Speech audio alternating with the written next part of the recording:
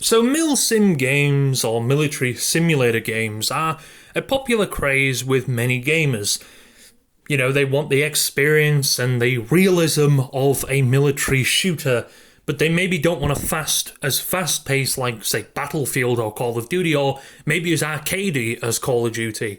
And they want it to be fairly realistic. Now, obviously, military shooters do have some in realisms, and they're not as realistic as maybe they portray themselves, but they're as realistic as you can possibly get for a military simulator shooter.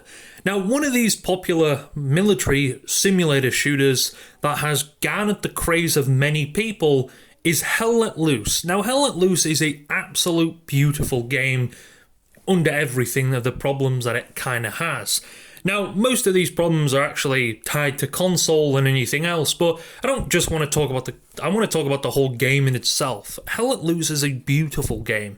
Now, military simulator games, again, like I said, a lot of people like them because of their nitty grittiness, and Hell Let Loose doesn't really hold back in that. Heck, it's pretty realistic with everything.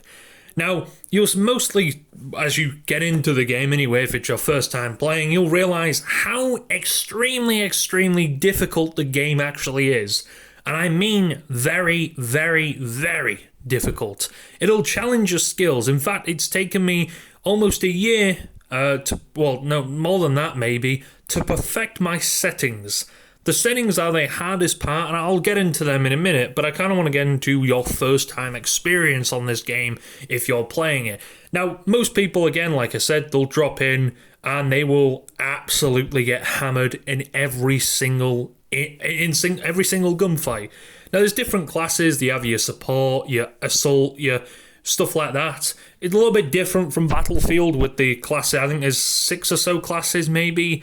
Now you have your assault class. You can use your Kar-98. Now, Kar-98 M1 Garand, there's 4 different factions in the game. There's Russian, British, German, and American.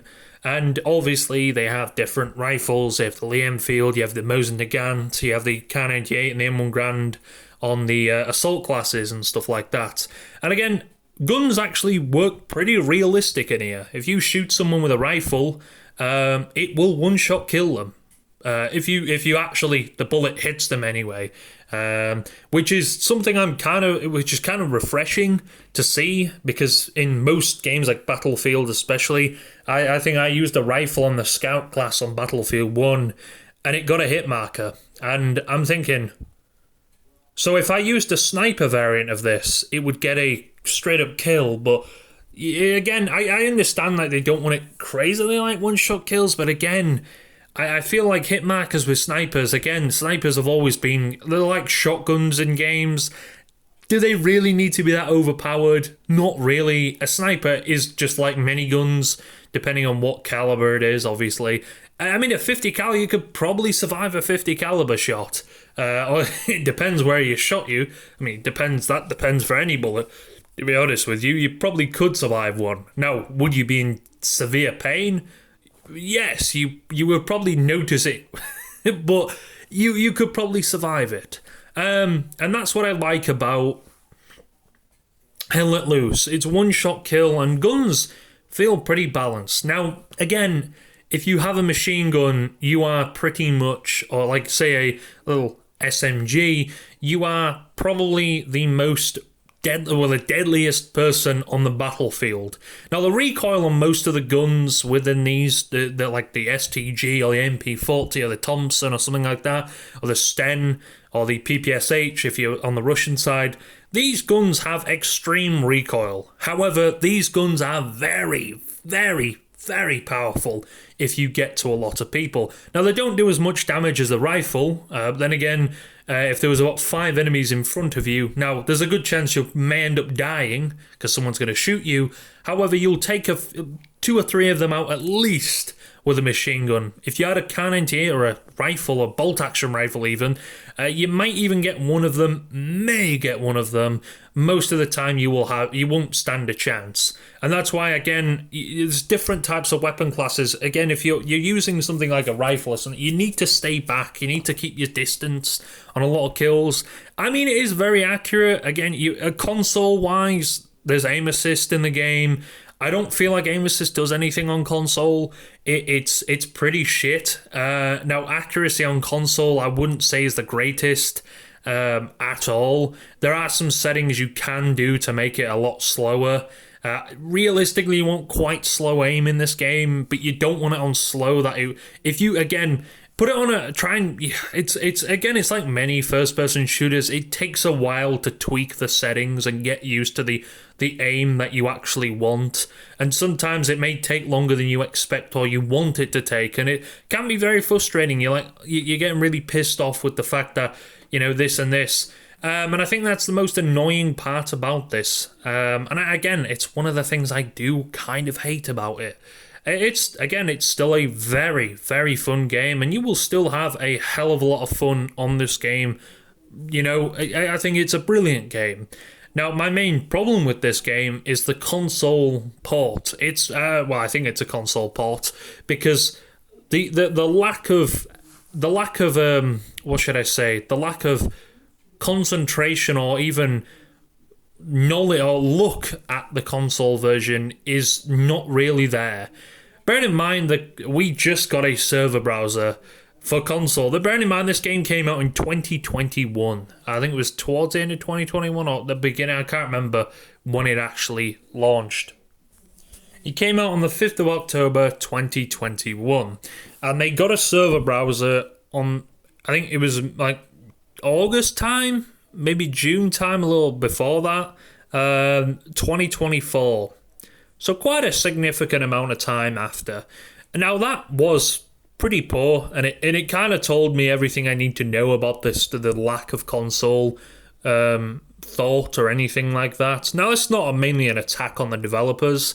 It's just a knowledge thing, because I get it, more people probably are playing on PC, and it's probably easier to work on the PC version. The PC version has existed for a lot longer. It's been out since 2019. Most of that was a beta, and I did play it on PC, and I do enjoy it on PC. Sometimes I like sitting up and playing on a TV, just chilling out. I don't want to playing on PC or something like that. I just want to relax. And you're like, oh, wow, it's on console as well? Okay, I get the best of both worlds. And the problem with console is just a blatant lag. It's horrible. The lag that you get as well, it's stuttering. Now, the developers constantly say that they're going to fix it, and they fixed it, and they've done a patch. It gets a little bit better, and then, oh, boom, there you go. And it's constantly happening when you're running across a battlefield, and it can affect your aim and everything. I've had parts when I'm trying to aim and shoot someone, and then I just get a massive lag spike, and there you go, I get killed. And it's very annoying, that as well. Now, I don't know if it's utilizing every little bit or inch of any utilization in the console. It must be, because I don't think they can fix it. I think it's stuck with that. I'm not expecting it to run beautifully 60 FPS, but when in a game where every little second counts, and the accuracy, and again, military simulator games rely on every second counts, because you look around the corner, no one's there. You look again and someone's there, type of shit. I get it. It's pretty much, now, I'm not saying you need the craziest internet in the world, but frame drops are definitely going to impair your vision. They're going to impair your experience with the game. And unfortunately, I think a lot of people end up leaving the console or just getting frustrated at the console version because of the lack of just interest in it from the developers. The fact that there's no server browser for that long. Realistically, a lot of people were complaining about it. Now, the most annoying thing about it, the server browser, there are servers out there, and obviously it's custom servers, it's not official servers or anything like that. I kind of expected a lot of them to be official servers, but no. So unfortunately, you get kicked from servers for being a too low rank, and various other shitty rules they add on these servers. I don't get me wrong that, you should always have a mic. Them rules, I don't mind them rules, because yes, a lot of people don't have a mic on this game. And I am one of them now and again. I don't have a mic. And you know what? It can be frustrating. I understand that people are trying to get their team all about and understand what's actually going on in the game. And, well, when someone doesn't have a mic, the communication, while you can ping enemies, you can ping them on where you see them, it's not a great communication because once you've pinged that enemy could have moved location, and that ping is now useless. But again, it's the console version, and I don't want to nitpick it too much because I'm sure a lot of people have complained. Again, I'm not going to lie, it is a great experience on console. But I'm just warning you, if you are new to getting into this, these are experiences that you may end up complaining about, may end up even wondering why the hell are they still a thing. Again, I'm glad there is a server browser, but I just want to warn you, some servers do actually ban people or just kick them out of the server because they are under a certain rank. I think it's level 50. If you're under level 50... Now, leveling up in this game is already hard enough because most of the leveling up is determined on kills. Some of it is determined on capturing an objective, but if you want to rank up a lot quicker, kills are your best friend. And that depends on if you can actually get a space in the game.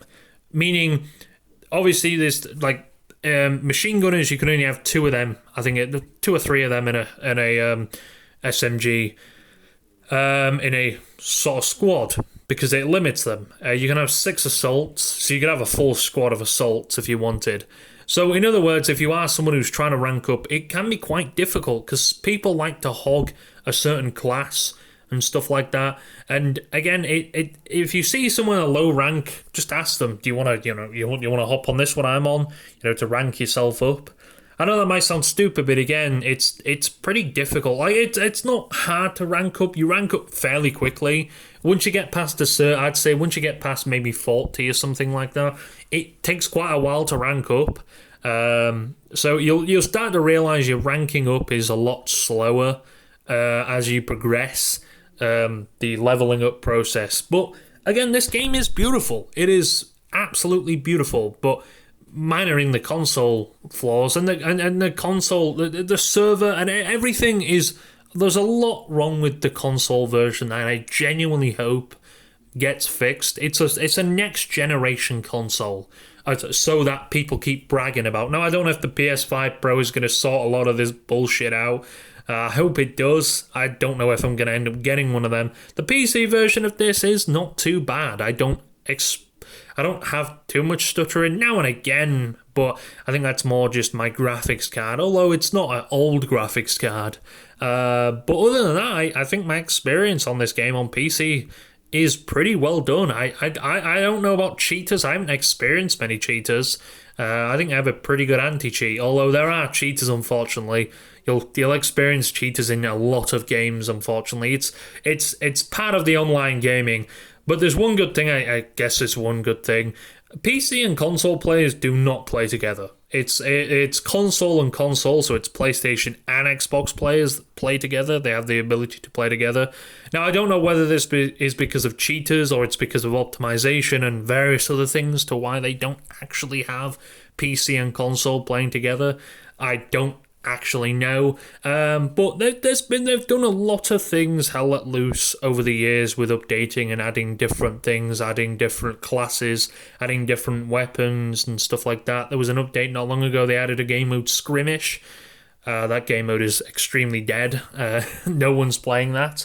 But again, if you're looking for simulators and military simulators, I don't think this is a bad one. You've got games like a Zonzo and stuff. Zonzo is a really good. If you're looking for like World War I or World War II military shooter, like Battlefield, it's a military style kind of shooter. It's very fast paced.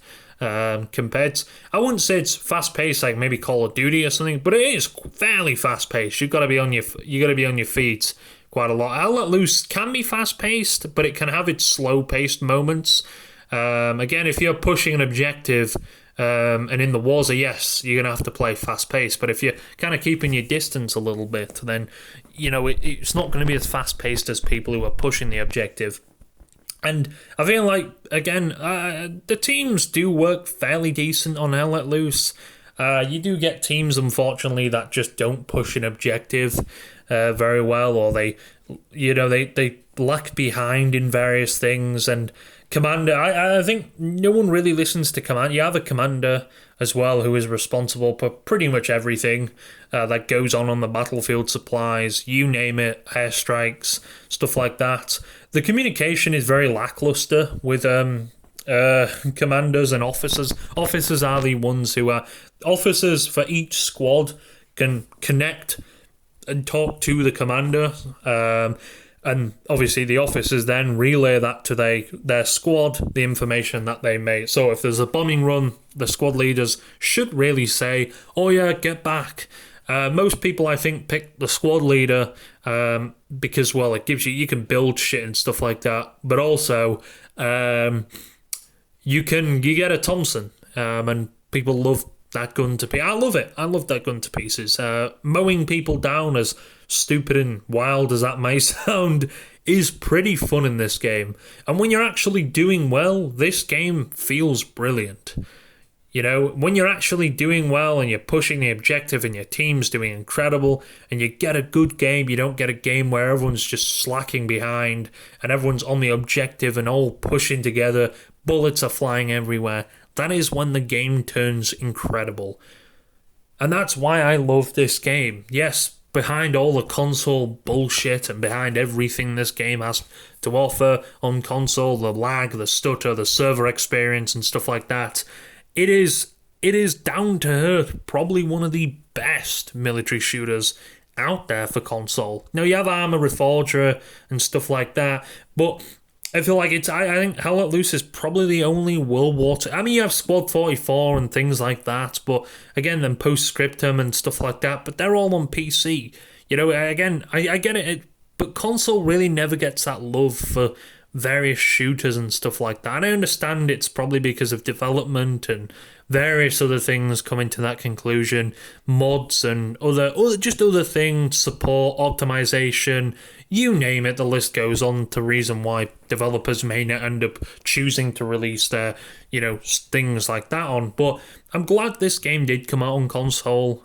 Again, I really hope one day the issues get sorted out. It's got quite a strong community still, Hell Let Loose, and I think it will. It's like Battlefield 1. That has an extremely, extremely, extremely... To say that it's almost, I think, 8 years old now, it's still got an extremely, extremely strong community, and Hell Let Loose has a extremely strong community as well. And I don't think we're ever going to get to a point where the game's dead. Obviously different time zones and stuff like that come down to different things, so you'll come on later at night and stuff like that, and you may not see a lot of players on and the servers are quite dead. So things like that, it's going to cause a bit of an experience error. But again, I think this game, if you're looking for a military shooter, just a military simulator type of thing, it's not a bad game. Again, there's realistic in the sense of if you get blown up, your body just flies into pieces. Although there are some goofy deaths in there. Grenades and stuff like that are pretty effective. Smokes and things like that you can use, and they do kind of help. But again, if there's a tank in front of you, you're pretty fucking toast. And artillery as well. I as much as artillery, I understand why it's in the game, it's fucking annoying. The amount of times I've died to artillery strikes and various other things like that is extremely, extremely, extremely frustrating, and it really does piss me off a lot. Get blown up again, it's pretty much, again, the best way I can explain Hell Let Loose is it's two things. It's a dying simulator and a walking simulator, or a running simulator. That's another thing I forgot to mention. The walking and the running in this game. Mainly the running, sorry. The running in this game is quite slow. Now, apparently they did speed it up, but the community complained about it for whatever reason. Maybe they said it was too fast or something like that. Now, especially if your teammates haven't put down an outpost or whatever, yes, it's going to be very, very difficult. Very difficult, in fact. It is going to be towards the point of you got to walk now to 900 meters. It'll take you about maybe a minute or two to walk that distance in the game. Which, again, I understand the realism behind the walking and stuff like that. Some games, again, have points where you have to drink water and stuff like that to, sort of rehydrate your stamina. I think that's Ezonzo has that as well. I think Squad 44 might have that. or Postscriptum as well. But again, I think if they added something like that, I think that would make the game a lot more difficult than it already is. It's a very, very, very difficult. You get 2 bandages as well, and once you've used up all them bandages, well, you're fucked, in other words. So my summarization of this game would be, it's a very good game. If you love military simulators, you love shit like that, I think it's a brilliant game. If you're on console, yes, you're going to experience some problems. You're going to experience some unfortunate lag, unfortunate stutter, and many other things.